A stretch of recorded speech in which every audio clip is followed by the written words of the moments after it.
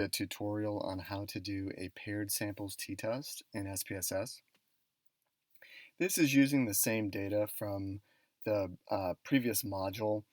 This is the example from the textbook where we have 30 participants who completed an opinion measure called the ZOMB or the zombie form B opinion measure. It's basically their attitudes about zombies.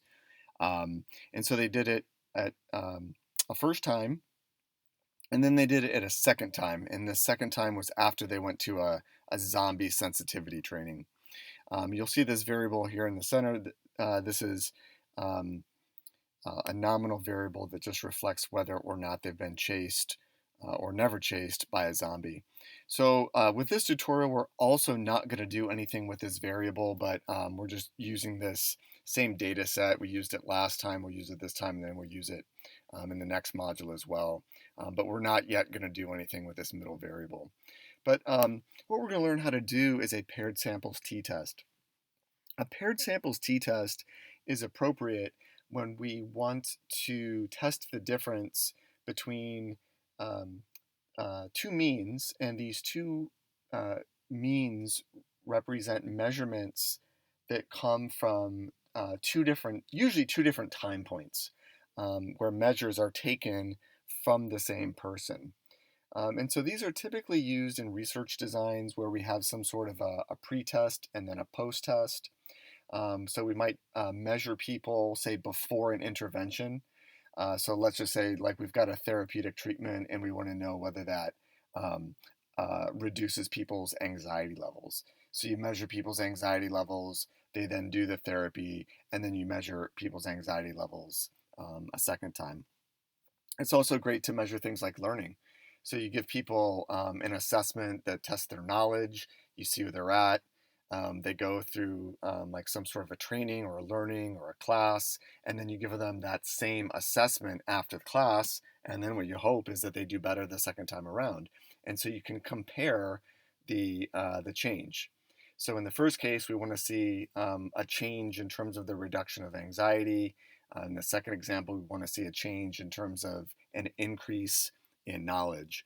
So that's what a paired samples t-test allows us to do, is when we've got two scores from the same individual on an equivalent measurement instrument or tool. And we can look at the difference between their scores at time 1 and time 2, typically in a research design from a pre-test to a post-test. And so when we have a group of people or a sample, we're going to evaluate whether the mean from time 1 is different than the mean from time 2. Now, another way of thinking about this that you might learn in your statistics class is that you can think about whether there is kind of an average change in your sample from time 1 to time 2, and you can evaluate whether the average amount of change is different than 0. Let's take this particular example. So in this silly little example, the people were measured about their opinions towards zombies at a time 1, and then they had the zombie sensitivity training, and then they were given the exact same measurement tool assessing their opinions about zombies after the sensitivity training. So if the sensitivity training is successful, we might hypothesize that their opinion about zombies is going to be improved, like higher scores on this instrument. So what we'd be measuring is to say, across these 30 participants, is there an average amount of change that is positive? And we can compare that to, say, a null hypothesis, which would be the sensitivity training didn't work, they didn't show any change from time 1 to time 2, the exact same opinion. So you can measure whether those change scores differ from 0. So that's another way of thinking about it. All right. So I actually, in the module, I give some links to a lecture that I do for my stats class. So for kind of a deeper dive into the conceptual background of a paired samples t-test, take a look at that. So for this module, that was actually quite a bit of intro for this module. Let's get into actually running this thing. So we're going to go to our Analyze drop-down menu. And then we'll go to our compare means menu. This is the same menu that we use for our one sample t-test. Okay, so here we'll find paired samples t-test. Click on that.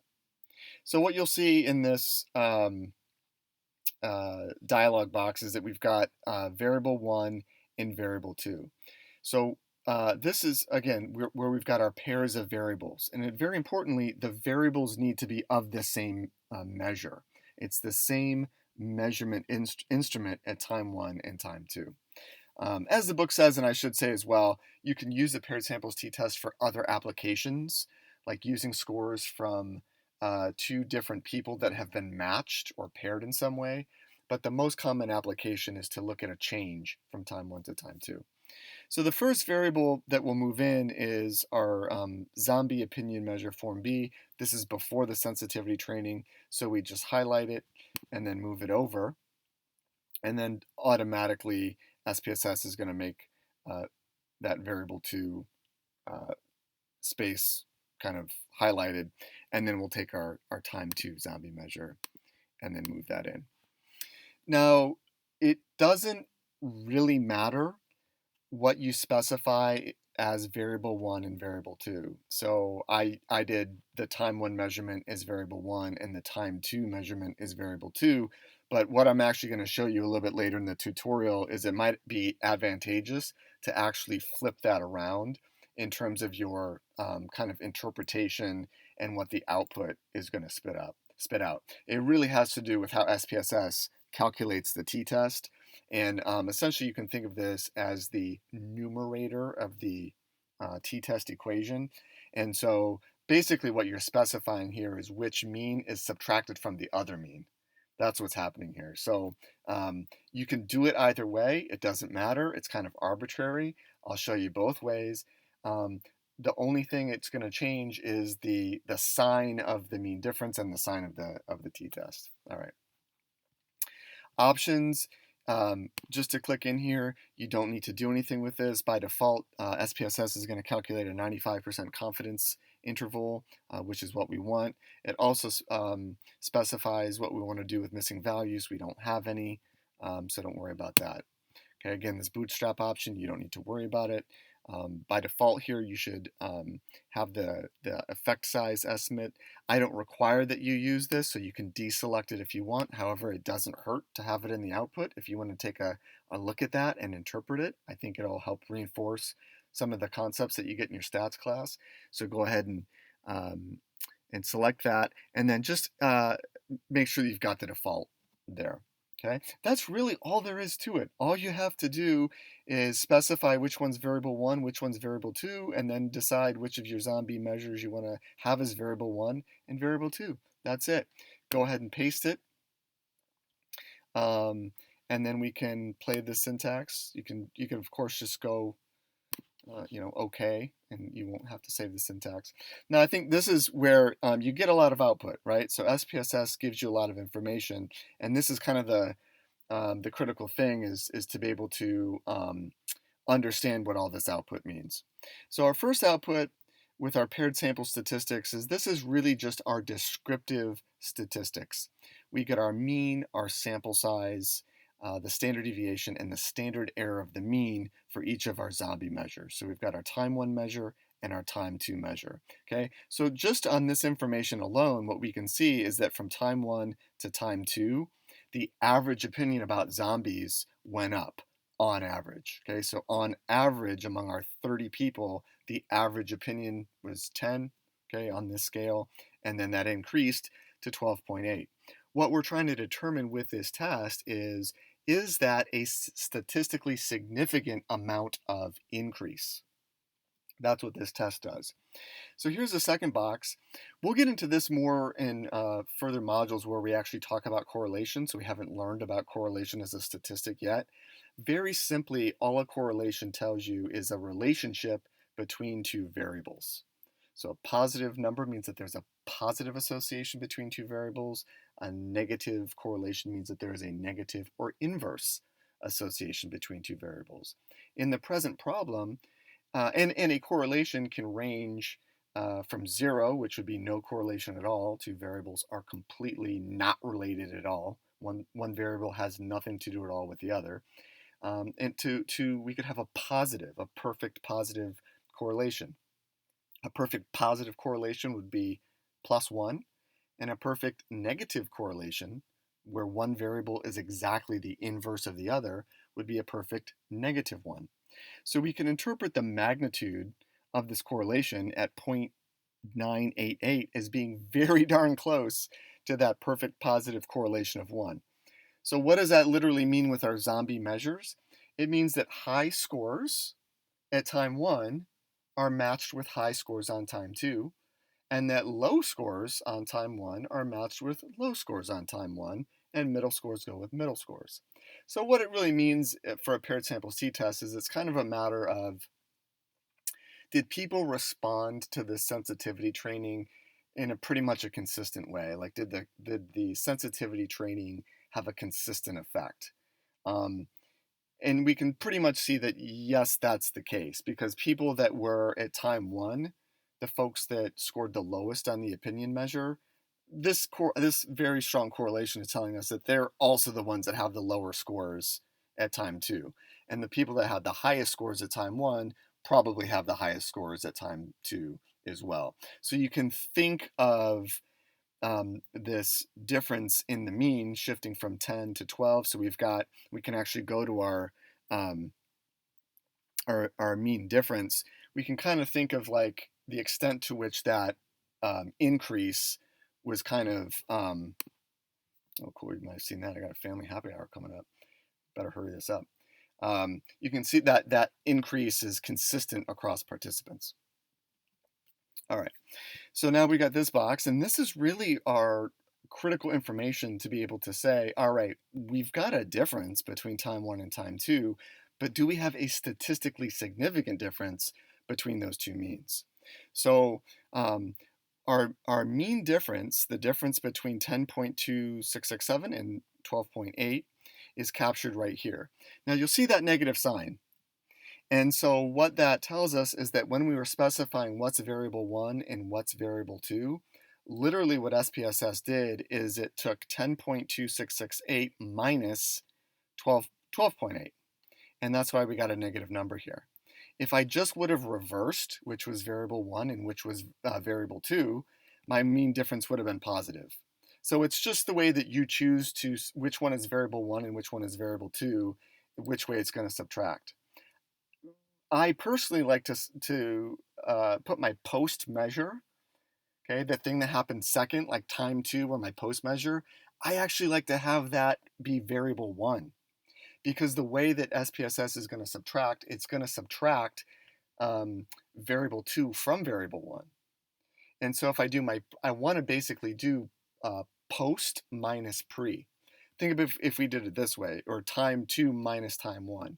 So if I do time 2 minus time 1, that's going to give me a mean difference that is positive. And to me, that's a lot more intuitive and interpretable, because I can see that scores went up. So to be able to reflect that, I do time 2 is variable 1 and the time 1 is variable 2, right? Like just exactly backwards. And by that way, it will subtract those means in a way that is consistent with the way that basically the change happened. So if you expect scores to go up, you would expect like there's a positive mean difference, right? Well, that's how you set it up. So you can kind of play with that when you're running these analyses and do it one way and do it the other way. And it doesn't matter, okay? All it matters is it's going to change the sign.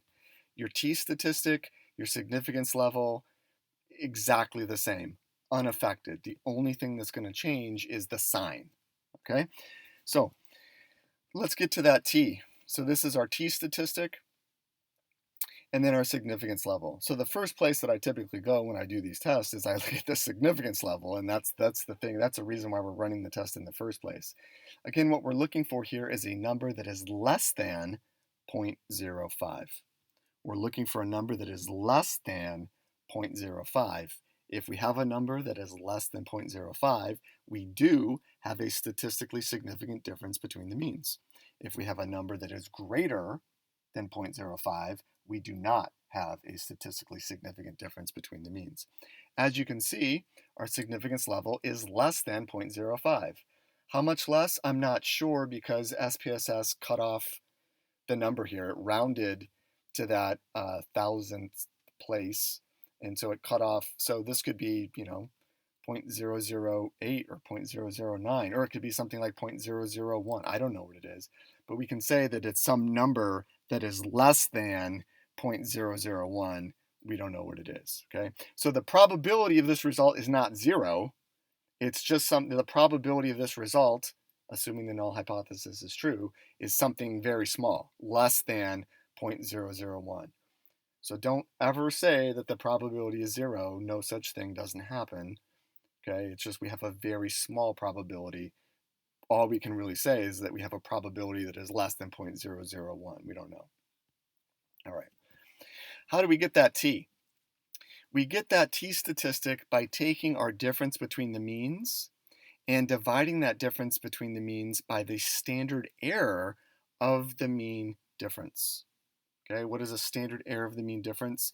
It tells us if we're to you could think about doing this experiment many times over, about how big of a difference would we expect between those two means under the null hypothesis being that the two means are equal.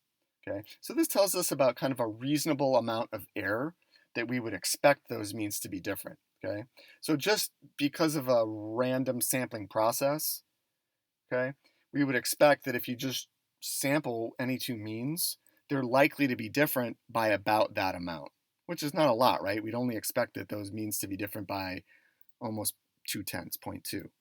Well, our means were different by quite a bit more than that, weren't they? Right? So this t statistic is kind of a ratio of how different our means actually were compared to how much different we would have expected them to be simply because of random sampling. All right, and then that t statistic is associated with the probability, and when that probability is low, we say, hey, couldn't have been randomly sampled from a population in which those means are equal. Or another way of thinking about it is we wouldn't get a difference this big if the true difference in the population was zero. That's another way of thinking about it, okay? So this is all kind of a long way of saying what we're doing is we're establishing the likelihood that these two means are, whether the difference that we're observing could be due just to random sampling error. And so if that probability is low, that the difference could be due to sampling error, it must be due to something else. And we would say, well, that something else is that they changed. They're different because they went to sensitivity training. All right, here's our Cohen's d. This is, I went over the interpretation of effect size in the previous module, but, oh, and in fact, yes, we've got it right here. So this tells us in kind of units of standard deviation, just how many standard deviations people shifted from that time one measurement to the time two measurement. And then there's kind of guidelines to interpret, well, what is kind of a little bit of an effect, a medium effect, and a large effect, to be able to say that it doesn't matter whether we've got the zombie form B or whether we've got a measure of depression or anxiety or happiness. We want to be able to categorize an effect, right? Like some change in attitude as being small or medium or large. And so based on those guidelines, which I showed you in my lecture notes, but you don't really need to know for this class, but if you're interested, here it is. This would be a large effect. It just means that that sensitivity training really worked. Okay. So that's pretty much all you need to know to be able to do your lab assignment and to be able to answer the question. The thing that you're really looking for is the significance level, and then to be able to report the direction of the effect by looking at the means, is to be able to say, hey, did attitudes improve? Did they go up? If this number is smaller, they'd go down. So we need to look at both the inferential statistic, the t statistic, to know whether that difference is statistically significant, and then we need to take a look at the descriptive statistics to be able to interpret the nature of the effect to see whether there's an increase or a decrease.